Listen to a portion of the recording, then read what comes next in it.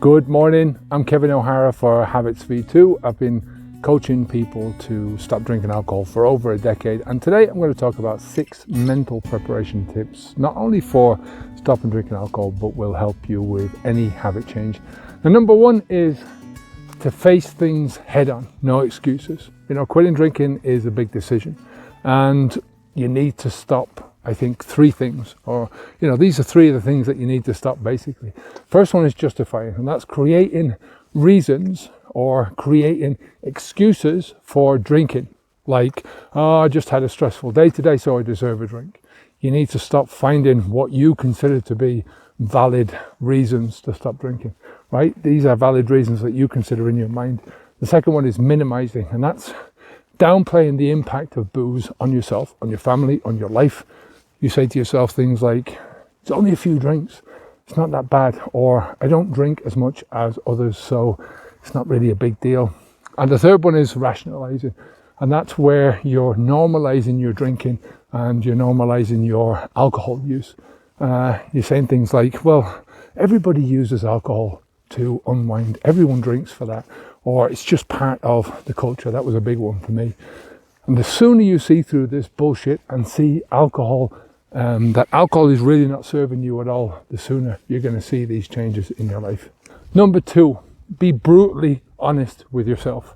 Take a hard look at how your drinking has affected you, right? Your relationships, your health, your productivity, your self-respect even.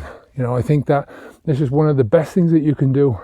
Owning up to this stuff is not comfortable, right? It's not going to make you comfortable, but you have to do it if you want to have these changes happen, right? It's one of the toughest parts of this process.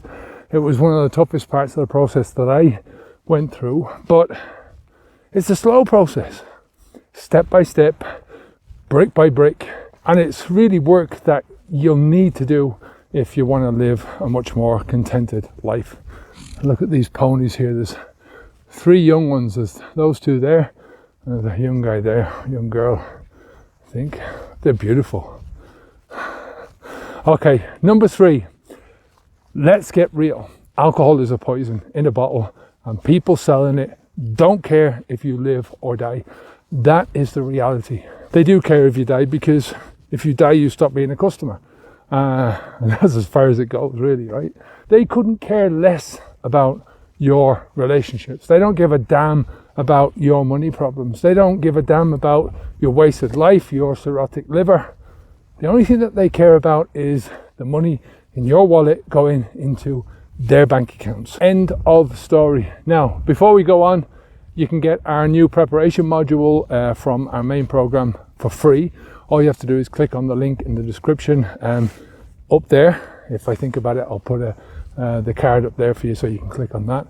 It's going to give you the mindsets and the tools that you need to have a really strong start and to really rubbish these things, to get it outside of your head that you're getting anything out of alcohol at all. So, number 4, commit 100%. There is no room here for half measures.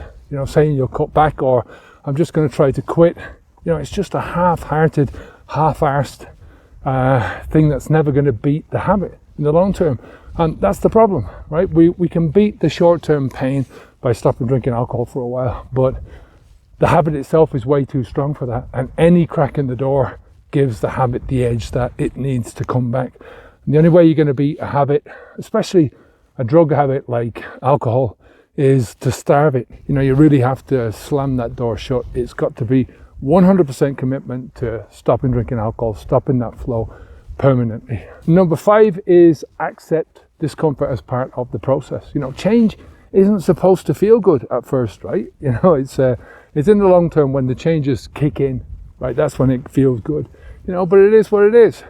Accept and embrace the discomfort. It's a sign that you're really moving forwards. And remember, if you want to beat the habit, you have to starve it of the thing that's keeping it alive, right? All the growth is going to happen outside of your comfort zone, in that discomfort zone where you're feeling a bit crap, right? Forget the pity party and just pull on the big pants, right? And finally, another party to forget about is the goodbye party. There's no reason for one last alcohol blowout. You know, what you're doing here is you're romanticizing a final drink, and that only reinforces the value in your head. You know, remember, to beat the habit, you've got to starve it. And that starvation includes any psychological feeding. If you feed your habit psychologically by saying, well, of course I'm having this one last thing, because you're giving it the importance, right? Don't give the habit an inch. You really have to start this journey as you mean to go on, right? A clear head, zero attachment to the past. So get our preparation module for free by clicking on the link down below. I'll speak to you again soon. Onwards and upwards. Hey, keep the alcohol out your mouth. Take care. Bye now.